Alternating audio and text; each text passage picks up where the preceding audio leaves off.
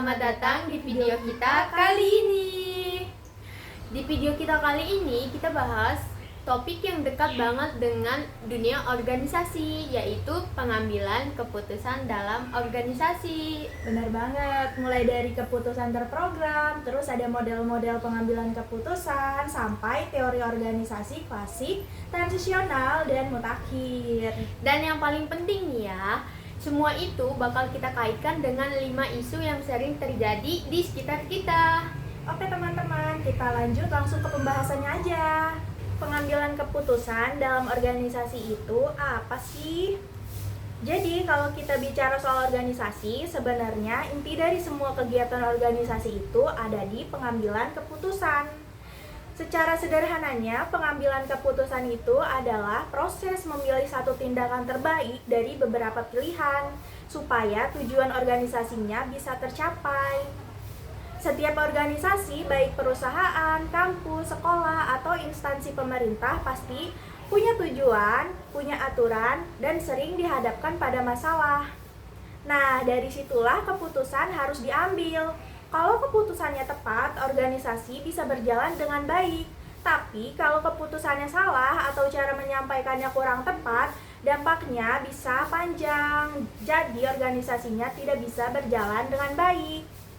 Selanjutnya masuk ke keputusan terprogram. Sekarang kita masuk ke keputusan terprogram. Keputusan terprogram itu adalah keputusan yang sudah punya aturan atau SOP, jadi tinggal dijalankan. Biasanya dipakai untuk masalah yang rutin dan sering terjadi.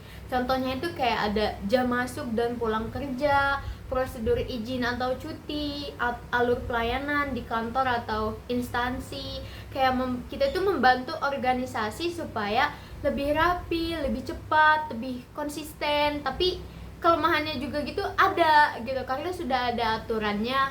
Keputusan terprogram ini juga kurang fleksibel kalau misalnya kita dihadapkan pada kondisi darurat atau situasi baru yang belum pernah terjadi. Selanjutnya ada model pengambilan keputusan. Dalam praktiknya, organisasi itu tidak selalu mengambil keputusan dengan satu cara loh, melainkan ada beberapa model pengambilan keputusan, tergantung situasi dan kondisinya. Yang pertama ada model rasional. Model rasional ini bisa dibilang model yang paling ideal secara teori loh. Caranya yang pertama, masalahnya diidentifikasi terlebih dahulu. Yang kedua, datanya dikumpulkan. Yang ketiga, alternatif solusinya dibandingkan. Yang keempat, dipilih solusi yang terbaik. Nah, model ini cocok kalau waktunya cukup, data lengkap, dan situasinya relatif stabil. Tapi dalam kenyataannya, kondisi seperti ini itu tidak selalu ada. Selanjutnya ada model kepuasan. Karena kondisi sering tidak ideal, muncullah model kepuasan. Di model ini, keputusan yang diambil itu tidak harus paling sempurna guys, tapi cukup baik dan bisa dijalankan. Biasanya dipakai saat waktu terbatas, informasi tidak lengkap, dan juga situasi tidak pasti. Seperti kayak model ini tuh lebih realistis dan sering dipakai di dunia nyata. Oke teman-teman, selanjutnya ada model intuitif. Model intuitif ini mengandalkan pengalaman dan insting dari pengambilan keputusan. Nah, biasanya digunakan saat kondisi mendesak atau saat harus mengambil keputusan secara cepat. Jadi kelebihannya itu cepat, tapi ini juga beresiko sangat besar loh. Apalagi si pengambil keputusannya ini kurang berpengalaman, jadi akan menghasilkan resiko yang buruk. Gitu teman-teman. Sebelumnya kan ada model intuitif. Nah, selanjutnya ada model politik. Model politik terjadi saat banyak pihak terlibat serta banyak kepentingan berbeda, dan keputusannya itu diambil lewat pertama diskusi, kedua negosiasi, dan yang ketiga itu ada kompromi. Model ini sering kita temui biasanya di organisasi besar atau lembaga loh. Nah, baik teman-teman, jadi tadi kita sudah membahas tentang beberapa model pengambilan keputusan. Nah, selanjutnya itu kita akan membahas tentang teori organisasi. Jadi, cara organisasi itu mengambil keputusan juga dipengaruhi oleh teori organisasi yang dianut loh. Yang pertama ada teori organisasi klasik. Nah, teori klasik ini fokus pada aturan, struktur, dan hierarki. Nah, di sini itu keputusan biasanya itu datang dari atasan dan bawahan itu tinggal menjalankan saja. Efisien tapi cenderung kaku dan kurang memperhatikan sisi manusianya gitu loh. Selanjutnya, lanjut ke teori yang kedua. Teori yang kedua itu teori organisasi transisional. Teori ini mulai menyadari bahwa manusia itu bukan mesin loh.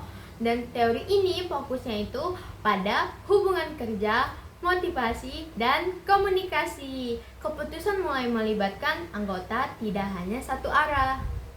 Dan yang terakhir ada teori organisasi mutakhir.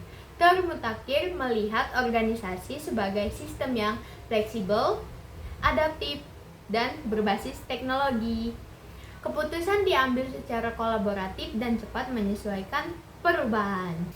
Oke teman-teman, di sini kita juga akan membahas 5 isu organisasi yang pernah terjadi. Nah, yang pertama itu ada isu PHK massal di perusahaan startup digital, yaitu ada dari Gojek, Shopee, dan Tokopedia.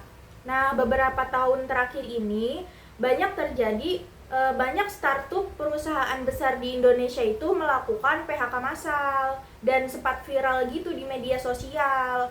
Nah, karyawannya itu mengaku kaget karena keputusannya itu datang secara tiba-tiba tanpa ada pemberitahuan dari pihak atasannya terhadap karyawannya. Nah, jenis keputusan yang terjadi pada isu ini yaitu tidak terprogram karena si karyawannya itu tidak mengetahuinya. Nah, model keputusannya yang pertama itu ada model kepuasan, yaitu karena kondisi ekonominya yang tidak pasti. Yang kedua ada model intuitif, yaitu keputusan cepat dari manajemennya. Nah, teori organisasinya itu mutakhir.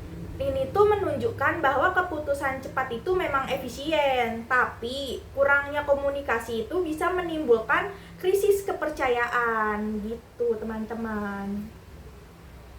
Selanjutnya ada isu yang kedua, yaitu isu budaya kerja toksik di perusahaan. Itu biasanya dengan curhatan karyawan atau biasa disebut dengan fenomena job hugging. Nah, fakta kejadiannya itu banyak karyawan yang membagikan pengalaman lembur berlebihan, tekanan kerja, dan atasan yang kasar yang kemudian mereka viralkan. Nah, kaitannya dengan materi ini tuh adalah masalah utamanya budaya organisasi yang kaku, yang dimana menggunakan model keputusan dengan klasik atau otoriter.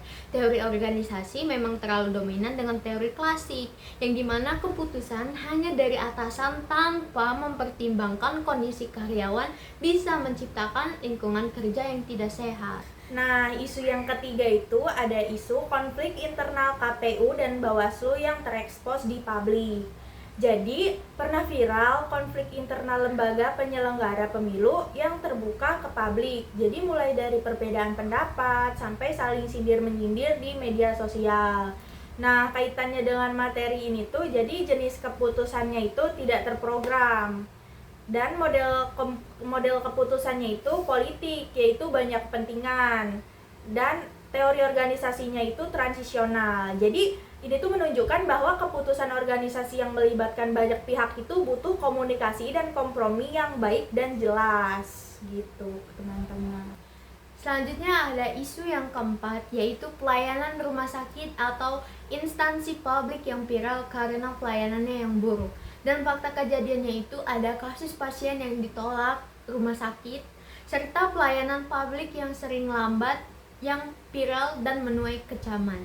Kaitannya dengan materi ini tuh, pertama, masalah keputusan terprogram dijalankan terlalu kaku dan model keputusannya secara rasional tapi tidak fleksibel.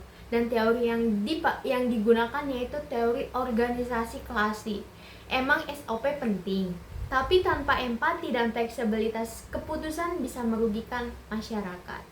Jadi isu yang kelima atau isu yang terakhir yaitu ada kebijakan WFO atau Work from Office yang 100% diprotes oleh karyawan.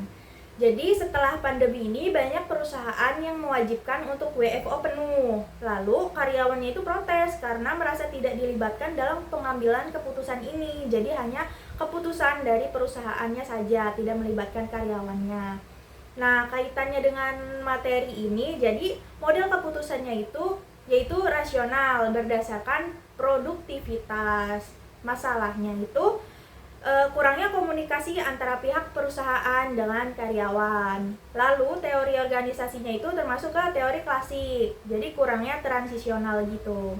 Nah, keputusan rasional ini belum tentu diterima jika tidak dikomunikasikan dengan baik dan benar gitu teman-teman.